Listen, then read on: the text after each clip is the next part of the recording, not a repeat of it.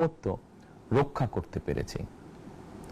তাবেদার মুক্ত বাংলাদেশে জনগণের ভোটে জনগণের কাছে জবাবদিহিমূলক একটি নতুন সরকার যাত্রা শুরু করেছে।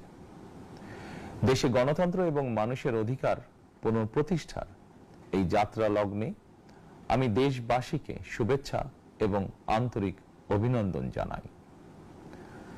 স্বাধীনতা প্রিয়, গণতান্ত্রিক আমি প্রিয়। জনগণের কারণেই দেশে আবার মানুষের অধিকার, সম্মান এবং মর্যাদা পুনঃপ্রতিষ্ঠার সুযোগ সৃষ্টি হয়েছে। আমি দেশবাসীর উদ্দেশ্যে একটি বার্তা দিয়ে বলতে চাই, মুসলমান, হিন্দু, বৌদ্ধ, খ্রিস্টান তথা দল, মত, ধর্ম, বর্ণ নির্বিশেষে পাহাড়ে কিংবা সমতলে বসবাসকারী এই দেশ আমাদের সবার। প্রতিটি নাগরিকের জন্যই এই দেশকে আমরা একটি নিরাপদ ভূমিতে পরিণত করতে চাই। একটি স্বনির্ভর, নিরাপদ, মানবিক, গণতান্ত্রিক বাংলাদেশ প্রতিষ্ঠাই বিএনপি সরকারের লক্ষ্য। প্রিয় দেশবাসী, ফ্যাসিবাদের সময়কালে দুর্নীতি দুঃশাসনে পর্যুদস্ত একটি ভঙ্গুর অর্থনীতি, দুর্বল শাসন কাঠামো আর অবনতিশীল আইন শৃঙ্খলা পরিস্থিতির মধ্য দিয়ে নতুন সরকার যাত্রা শুরু করেছে। আইন শৃঙ্খলা পরিস্থিতির উন্নয়ন এবং কঠোরভাবে দুর্নীতি নিয়ন্ত্রণের মাধ্যমে জনগণের মনে শান্তি, নিরাপত্তা ফিরিয়ে আনাই হচ্ছে আমাদের সরকারের প্রধান অগ্রাধিকার।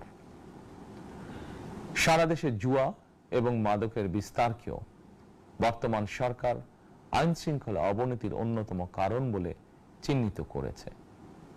সুতরাং জুয়া এবং মাদক নিয়ন্ত্রণে আইন শৃঙ্খলা বাহিনী সব রকমের কঠোর পদক্ষেপ গ্রহণ করছে। জনজীবনে শান্তি ও নিরাপত্তা নিশ্চিত করতে সরকার সর্বোচ্চ উদ্যোগ গ্রহণ করছে। দেশের প্রতিটি সাংবিধানিক এবং সরকারি বেসরকারি প্রতিষ্ঠান চলবে বিধিবদ্ধ নীতি নিয়মে। দলীয় কিংবা রাজনৈতিক প্রভাব, প্রতিপত্তি অথবা জোর জবরদস্তি নয়। আইনের শাসনই হবে রাষ্ট্র পরিচালনার শেষ কথা। প্রিয় দেশবাসী, আগামীকাল থেকে সারা দেশে শুরু হতে যাচ্ছে পবিত্র মাহে রমাদান। আমি দেশবাসীকে পবিত্র মাহে রমাদানের শুভেচ্ছা জানাই। রমাদান আত্মশুদ্ধির মাস। আমরা যদি আত্মশুদ্ধি শব্দটির মর্মার্থ উপলব্ধি করি, তাহলে এই মাসে